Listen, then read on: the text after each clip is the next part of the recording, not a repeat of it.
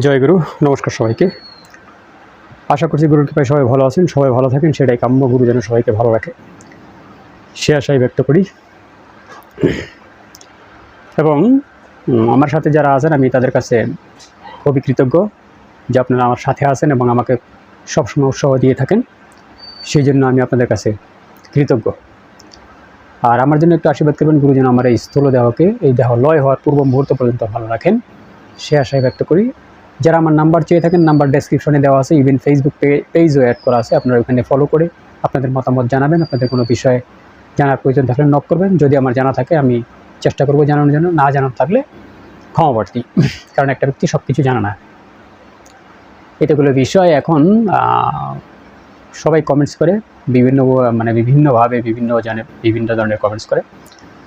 তো আমি কমেন্টস ভিত্তিক এখন ভিডিও বানাচ্ছি, চেষ্টা করছি কমেন্টস ভিত্তিক ভিডিও বানানোর জন্য। তো অনেকগুলো কমেন্টস আসছে শোষণা নারী কীভাবে চালানো হয়। আমি কিন্তু শোষণা নারী চালানোর ভিডিও দিয়েছি। শোষণা নারী নয়, যে কোনো নারীকে চালানোর, ইরা পিঙ্গলা শোষণা, এদেরকে কয়েকভাবে চালানোর ভিডিও আমি দিয়েছি। তার পরবর্তীতেও আপনারা কমেন্টস করেন। তারপরেও আমি শুধু শোষণা নারীটা যেহেতু বেশি কমেন্টস আসছে আমি একটা রিপিট করে দিচ্ছি। কিন্তু আমার আজকের বিষয় হলো আপনি কীভাবে বুঝবেন যে আপনাকে কোনো খারাপ শক্তি দ্বারা প্রবাহিত করা হচ্ছে বা কোনো তন্ত্র বা মন্ত্র প্রয়োগ করা হয়েছে আপনার উপর, এবং সেটাকে কাট করার যে ঘরে বসে গৃহস্থ উপায়ে যাতে আপনি কাট করতে পারেন, সেই উপায়টা আমি বলবো। এটা হলো আমার প্রথম জিনিস। কিন্তু আমি অনেকে কমেন্টস করেছেন যে শোষণা নারী কীভাবে চালানো হয়, চালানো যায় সেই বিষয়টা। দেখুন, আমি বলেছিলাম শোষণা নারী যদি আপনার সোজা হিসাবে এই দুই বগলতলা যদি এইভাবে চেপে ধরেন জোরে সরে, আমারটা চলো শুরু হয়ে গেছে, আমারটা দুই সেকেন্ড লাগে, শুরু হয়ে গেছে। তো আপনাদের হয়তো 1 মিনিট লাগতে পারে, কিংবা যাদের নারী শোধন একদমই নাই, যাদের চিন্তা চেতনা একদমই খারাপ, তো তাদের একটু বেশি সময় লাগতে পারে। এইভাবে শোষণা নারী চালাতে হয়। এটা একদম একটা গোপন টেকনিক,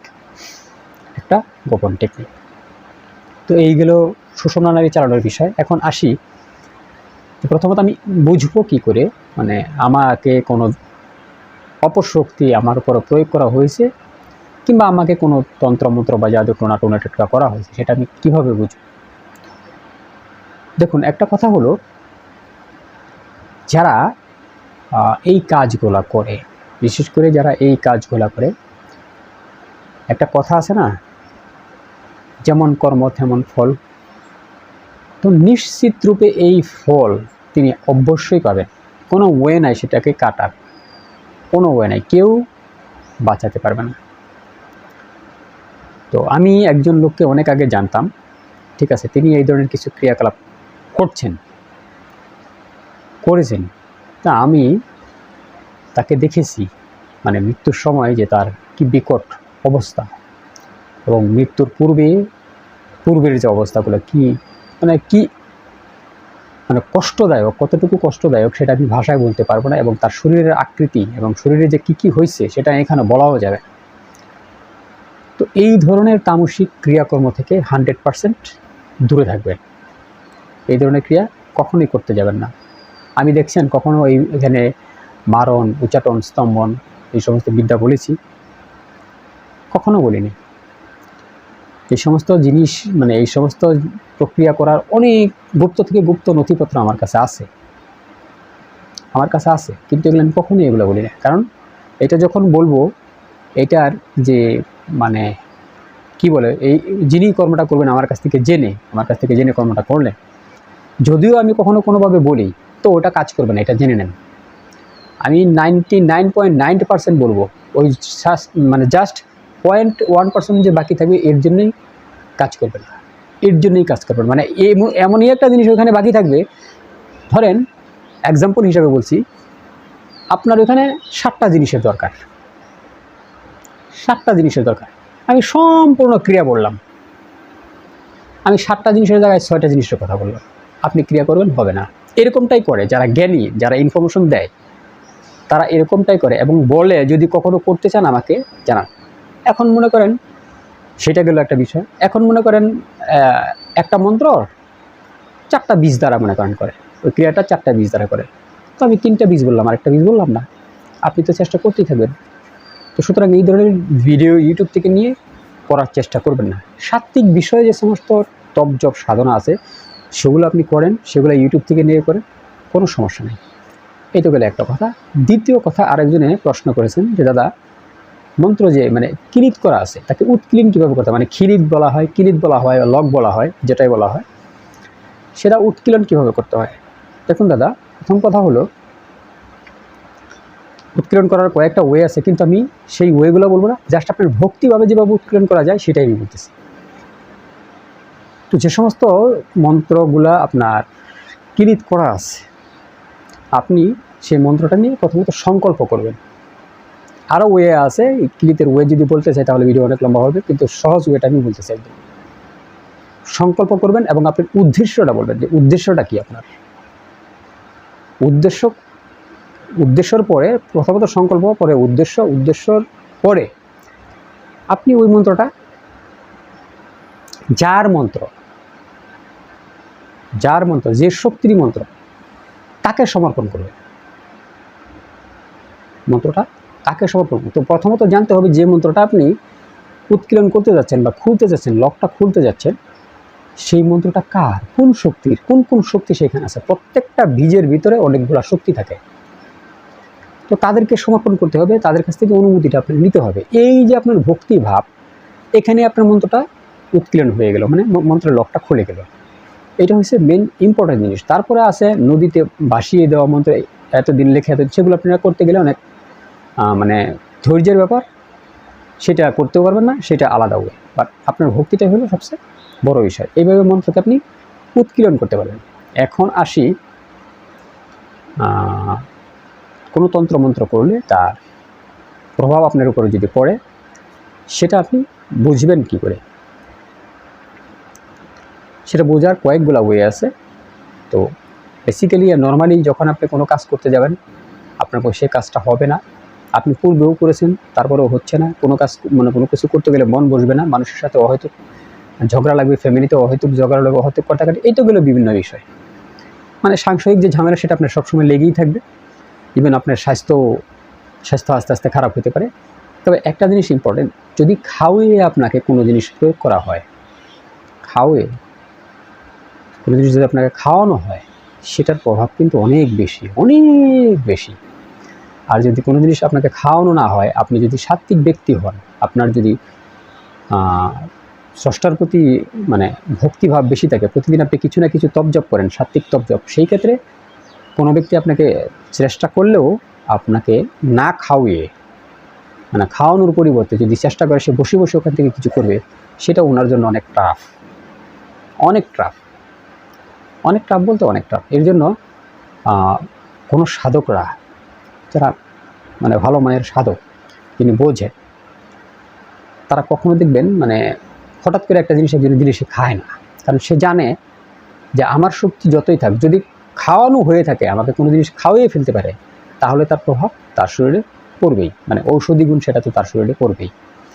আর যদি মন্ত্র দ্বারা কোনো কিছু সে ক্ষতি করতে চায়, আমাকে ক্ষতি করতে চায়, সেটা তার দ্বারা সম্ভব না। কারণ উনি যে তপজপ করেন, ওনার যে আধ্যাত্মিক চিন্তা চেতনা, আধ্যাত্মিক সাধনা, এতে করে ওনার যে একটা রক্ষা কবচ, মানে ওনার যে একটা পজিটিভ এনার্জি তৈরি হয়েছে, সেটা ভেদ করে আসা, মনে করেন ওই কামান দ্বারা কিংবা ব্যালিস্টিক ক্ষেপণাস্ত্র দ্বারা আপনার মারতে হবে, তাহলে হয়তো বা ভেদ হতে পারে।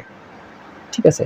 তো সেই ক্ষেত্রে, কারণ ওনার তো ঊর্জা শক্তি, ওনার তো পজিটিভ ঊর্জাটা আছে, সেটাকে তো আপনাকে মানে সেটার সাথে যুদ্ধ করেই তো আপনার ওনার সেই পজিটিভ শক্তিটাকে সরিয়ে দিয়ে আপনার নেগেটিভ এনার্জিটাকে অ্যাক্টিভ করতে হবে।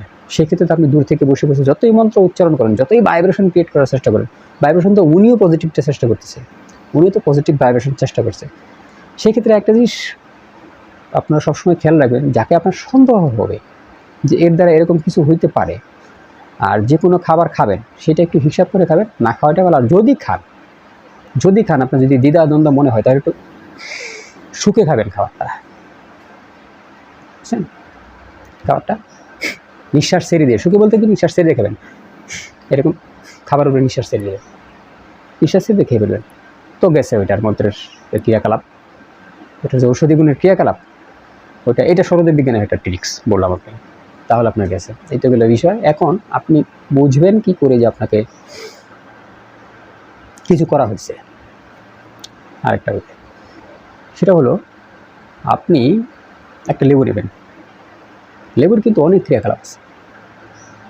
অ্যান্টি ক্লকওয়াইজ আপনার মাথার উপরে এরকম 7 বার ঘোরাবেন। তো ঘড়ি কীভাবে ঘুরে? এইভাবে ঘুরে না, ডান থেকে বামে, আপনি বাম থেকে ডানে ঘোরাবেন 7 বার। কিচ্ছু করতে হবে না, আপনি 7 বার ঘুরে আপনার ঘরের ঠিক দক্ষিণ সাইডে রেখে দেবেন। ঠিক দক্ষিণ সাইডে দেবেন। মনে করেন আপনি 2টা লেবু কিনে আনছেন, সেম ক্যাটাগরি 2টা লেবু কিনে আনবেন। আপনাকে বোঝার জন্য বলতেছি। তো একটা তো আপনার মাথার উপরে 7 বার ঘুরিয়ে আপনি বাড়ির দক্ষিণ সাইডে রেখে দেবেন, আরেকটা আপনি এমনিতেই রেখে দেবেন। ওইটাও খোলা রেখে দেবেন, ওইটাও খোলা রেখে দেবেন। তো ওইটা কাটবেন, কাটার পরে দেখবেন ওখানে আপনি উপসর্গ পাবেন। যদি আপনাকে কোনো ক্রিয়াকর্ম করে থাকে, সেটাকে গন্ধ আসতে পারে, কিংবা ভিতরে কালো আসতে পারে, বা উপরে মানে ওই গুড়ি বিভিন্ন ধরনের সাদা কিংবা কালো ছিটা পড়তে পারে। আর আপনি যে লেবুটা, একই লেবু যেটা আনছেন সেটাও প্রয়োগ করে দেখবেন।